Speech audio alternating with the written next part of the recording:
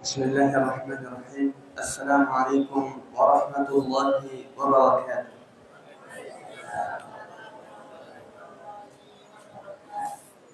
الحمد لله على إحسانه وشكر له على توفيقه وامتنانه، وأشهد أن لا إله إلا الله تعظيما لشأنه، وأشهد أن محمدا عبده ورسوله الداعي إلى رضوانه. اللهم صل عليه وعلى آله وأصحابه وإخوانه. أخوة الإيمان, أعزني الله وإياكم جميعا. Tak henti-hentinya kita bersyukur kepada Allah Subhanahu wa Ta'ala atas nikmatnya yang hingga saat ini kita masih dapat berkumpul di masjid yang kita cintai ini dalam rangka melaksanakan salat tarawih. Di antara nikmat-nikmat Allah Subhanahu wa Ta'ala ialah nikmat sehat dan nikmat waktu luang, yang mana banyak manusia terlena dari dua nikmat ini. Sebagaimana sabda Nabi sallallahu alaihi wasallam, "Ni'matani maghbunun fihima katsirun minan nas, as-sihhatu wal faragh." Ada dua nikmat yang mana banyak dari manusia terlena darinya, yaitu nikmat waktu luang dan nikmat sehat. Salawat dan salam semoga selalu tercurah kepada baginda kita Nabi Muhammad sallallahu alaihi wasallam dengan menyebutkan Allahumma salli ala Muhammad wa ala ali Muhammad. Ma'asyiral muslimin wal muslimat rahimani Allah wa iyyakum jami'an. Pada kesempatan yang mulia ini saya akan menyampaikan sebuah pidato dengan judul Kenapa Allah Subhanahu wa Ta'ala merahasiakan usia kita. Ikhwatul iman rahimani Allah wa iyyakum jami'an. Kenapa Allah Subhanahu wa Ta'ala merahasiakan usia kita? Kenapa Allah Subhanahu wa Ta'ala tidak memberitahukan saja usia kita? Bahkan Allah Subhanahu wa Ta'ala merahasiakan usia tersebut dari baginda Rasulullah sallallahu alaihi wasallam, Khalilur Rahman, kekasih Allah Azza wa Jalla. Kenapa? Terlebih dahulu kita harus pahami dua tujuan utama penciptaan alam semesta ini dengan segenap makhluk di dalamnya. Tujuan Allah Subhanahu wa Ta'ala menciptakan jin dan manusia. Yang pertama ialah agar kita mengenal Allah, mengenal kebesarannya, mengenal keagungannya, mengenal nama-namanya yang indah, mengenal sifat-sifatnya yang sempurna. Inilah tujuan yang pertama. Kemudian tujuan yang kedua ialah agar kita hamba-hamba Allah, beribadah hanya kepada Allah, agar kita melakukan ibadah-ibadah yang disyariatkan hanya kepada Allah, agar kita meminta, berdoa, meminta ampun, beristighfar, bersandar, bertawakal hanya kepada Allah Subhanahu wa Ta'ala.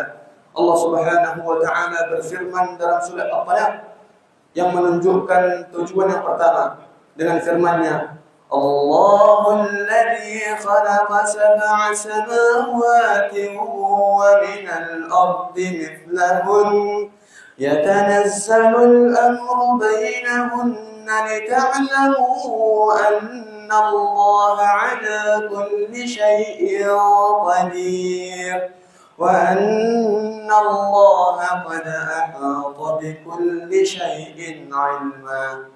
Dalam ayat ini jelas sekali bahwasanya Allah Subhanahu wa Ta'ala menerangkan, Allah Subhanahu wa Ta'ala menciptakan 7 lapis langit, begitu pula dengan bumi, yang tujuannya ialah agar kita mengetahui, agar kita mengenal Allah yang maha agung, yang maha besar, yang maha mampu melakukan segala-galanya. Kemudian Allah Subhanahu wa Ta'ala berfirman dalam surat Ad-Dariyat untuk menunjukkan, untuk memberitahu tentang tujuan yang kedua dengan firman-Nya, "Wa ma khalaqatul jinna wal insa illa liya'budun." Tidaklah kuciptakan jin dan manusia kecuali untuk satu tujuan, yaitu agar mereka beribadah kepada Allah Subhanahu wa Ta'ala. Ikhwatul iman, a'azzani Allah wa iyyakum jami'an.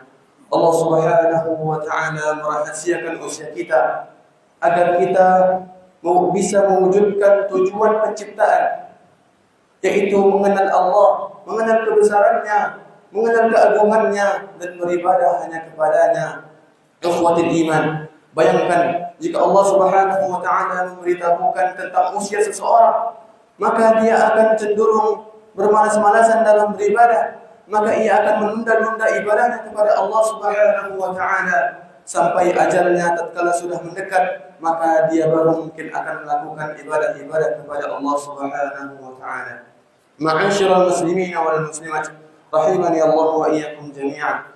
Sekali lagi, Allah Subhanahu wa taala merahasiakan usia kita agar kita dalam kondisi harap dan takut.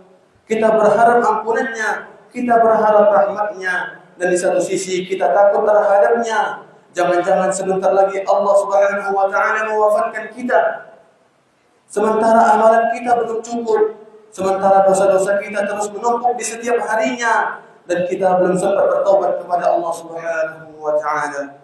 Ikhwatul iman, a'azzani Allah wa iyyakum jami'an. Mungkin yang sedikit ini yang dapat saya sampaikan. Semoga yang sedikit ini bermanfaat bagi saya sendiri dan kita semua. Wassallallahu ala nabiyyina Muhammadin wa ala alihi wa sahbihi wa sallam. Wassalamu alaikum warahmatullahi wabarakatuh.